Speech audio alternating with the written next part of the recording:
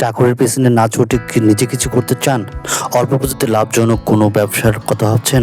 তাহলে লেয়ার মুরগি বা ডিমের খামার হতে পারে আপনার জন্য একটি দারুণ সুযোগ।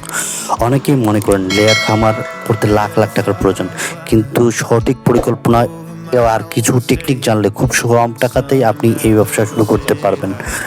আজকের ভিডিওতে আমরা জানবো একদম কম খরচে কিভাবে লেয়ার মুরগি খামার শুরু করা যায়। খামার শুরু প্রথম খরচ হলো মুরগির ঘর বা শেড তৈরি করা। শুরুতেই আধুনিক খাঁচা বা দামি লোহার স্ট্রাকচার তৈরি করতে যাবেন না।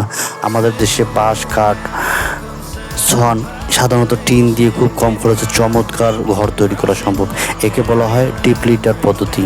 মেঝের কাঠের গুঁড়ো বা ধানের তুষ বিছিয়ে দিয়ে মুরগি পালন করা হয়। এতে ঘর তৈরির প্রায় 70% খরচ কমে যায়। শুধু খেয়াল রাখবেন ঘরে যেন পর্যাপ্ত আলো বাতাস চলাচল করতে পারে। দ্বিতীয় বিষয়টি হলো মুরগি কেনা। একদিনের বাচ্চা কিনে বড় করতে গেলে বোর্ডিং, ভ্যাকসিন এবং দীর্ঘ সময় ধরে খাবার পেছনে অনেক টাকা চলে যায়, যেখানে ডিম আসতে 5 থেকে 6 মাস সময় লাগে।